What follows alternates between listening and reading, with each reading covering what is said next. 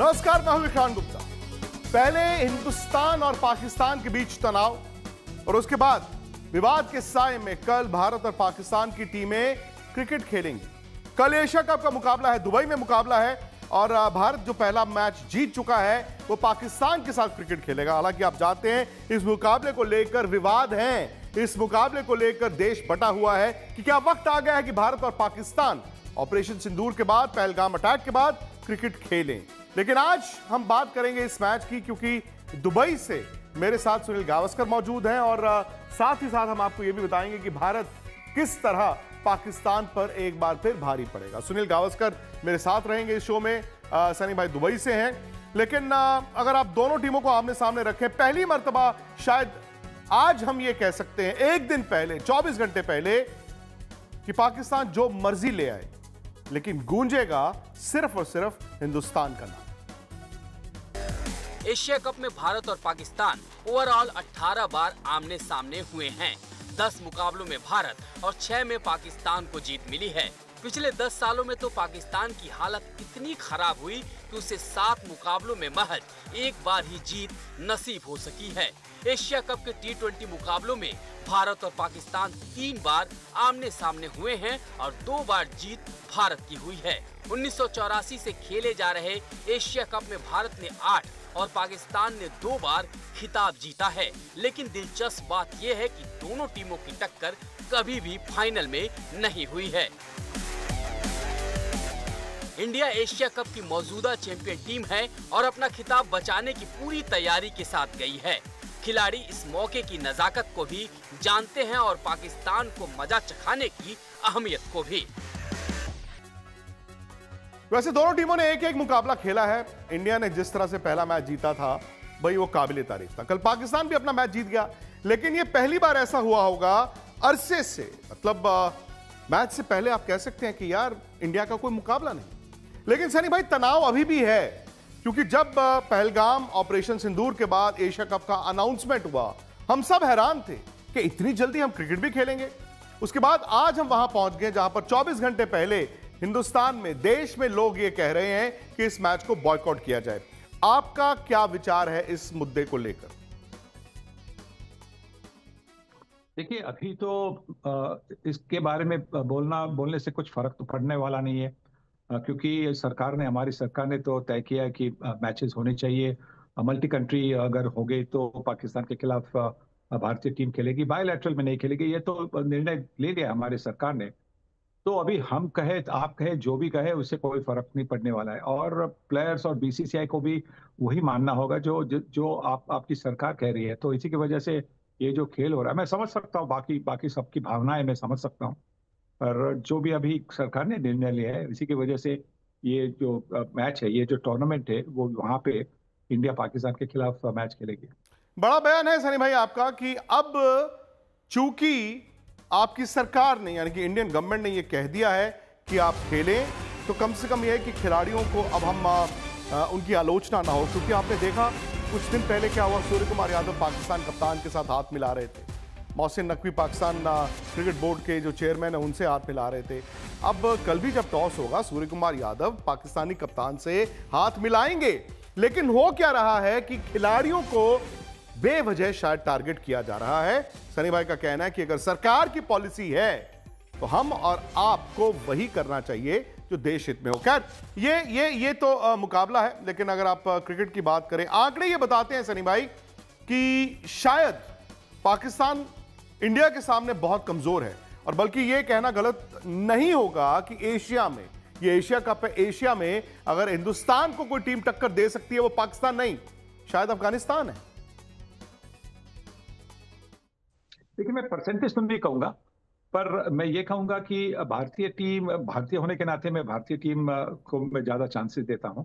पर ये भी कहूंगा कि भारतीय टीम, मतलब गैप के बाद में, टेस्ट क्रिकेट के बाद में, 1 महीने के गैप के बाद में वो क्रिकेट के मैदान में उतर रही है। पाकिस्तान टीम को एक फायदा है कि उन्होंने एक ट्राई नेशन टूर्नामेंट अभी खेली थी, इन्हीं कंडीशंस कुछ दिनों पहले, ये टूर्नामेंट एशिया कप शुरू होने के पहले, और वो टूर्नामेंट उन्होंने जीती थी।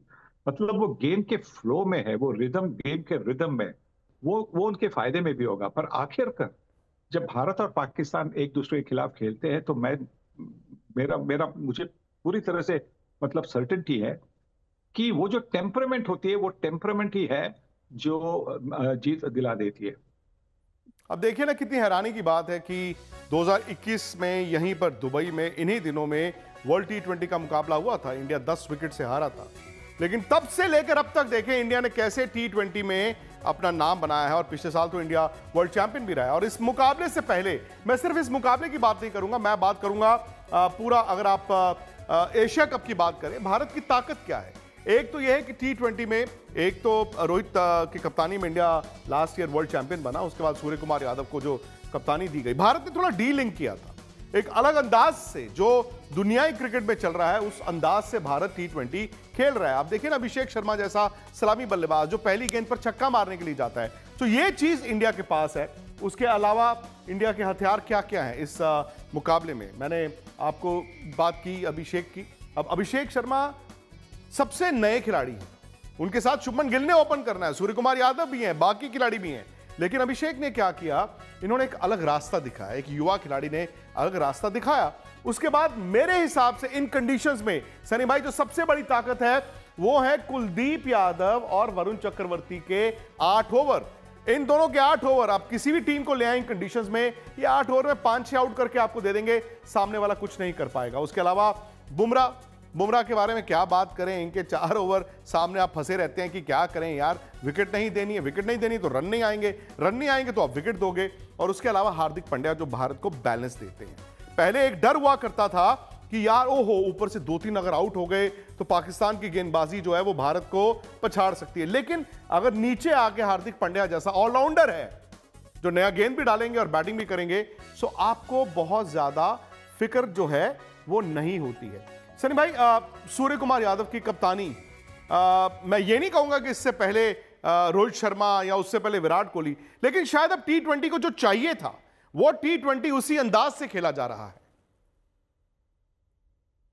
मैं चुनूंगा जो भारतीय कप्तान है सूर्य कुमार यादव, क्योंकि ना सिर्फ उनके बल्लेबाजी की वजह से वो बड़े अच्छे कप्तान है, बड़े चतुर कप्तान है, सिचुएशन को ठीक तरह से आजमा लेते हैं, और जो बॉलिंग चेंज करनी होती है, जो बैटिंग में भी कुछ बदलाव करना होता है, वो बड़ी अच्छी तरह से जानते, बड़ी जबरदस्त और बड़ी जल्दी निर्णय लेते हैं। तो मुझे लगता है कि वही हमारे एस इन द पैक होंगे।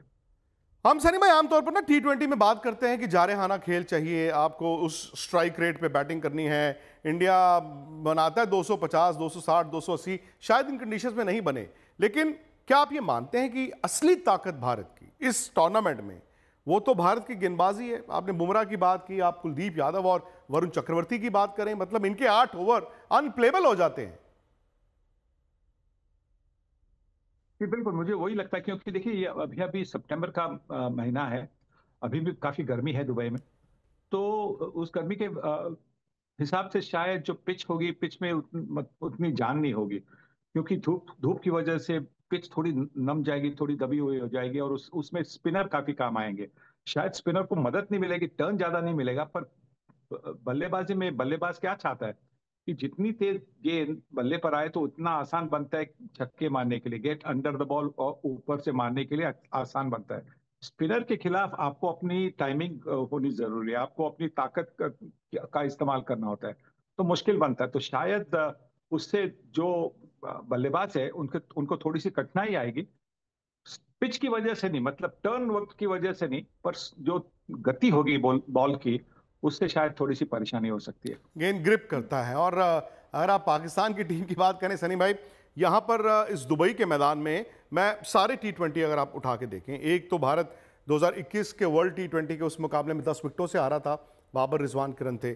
उसके बाद 2 साल पहले ऑस्ट्रेलिया जाने से पहले टी20 वर्ल्ड कप, एशिया कप हुआ, इंडिया पहला मैच जीता, इंडिया दूसरा मैच हारा, इंडिया फाइनल भी नहीं खेल पाया था। हालांकि उसके बाद से तस्वीर बदली है, लेकिन आज तो पाकिस्तान की टीम में बाबर आजम और रिजवान भी नहीं है, और ये दोनों जो मर्जी कहें आप, कम से कम थोड़े बहुत रन तो बनाते थे।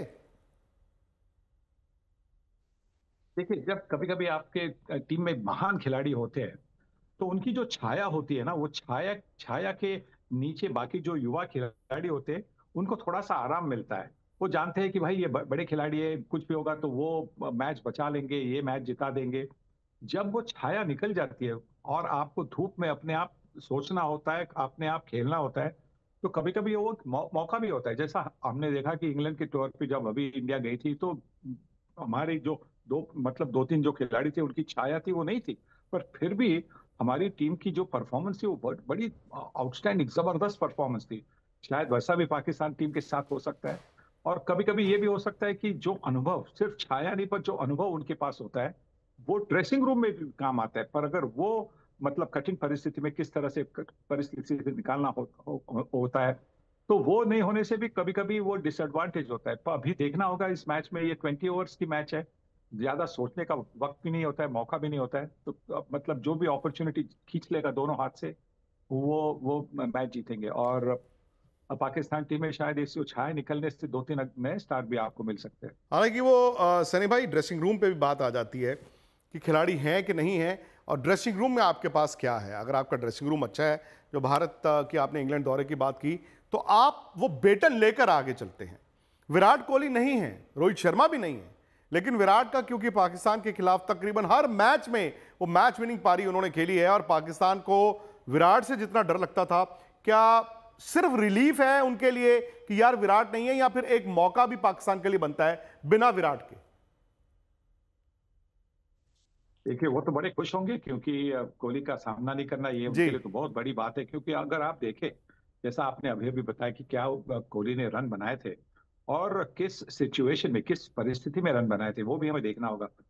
कोई क्या कोई भारतीय या कोई पाकिस्तानी भूल सकता है जो मेलबर्न में जो 2 छक्के मारे थे उन्होंने? उस वक्त तो जी। ऐसा लग रहा था कि पाकिस्तान आसानी से मैच जीत जाएगी, क्योंकि मुझे लगता है कि 2 ओवर में कुछ 30 रन की जरूरत थी। और वो जो 2 छक्के लगाकर कोहली ने मैच बिल्कुल पलट दी भारतीय पलड़े में, तो कोई नहीं भूल सकता। और वो शायद कभी कभी, जैसे कि एक जमाना था कि वो जावेद मियांदाद का जो एक छक्का था, उससे एक साइकोलॉजिकल फियर होता था। जावेद मियांदाद जब बल्लेबाजी करने आते थे, तो सबको भारतीय जो खिलाड़ी थे और भारतीय आम जनता जो क्रिकेट देखती थी, उनके मन में वो थोड़ा सा डर होता था, या ये मियांदाद क्या करेगा।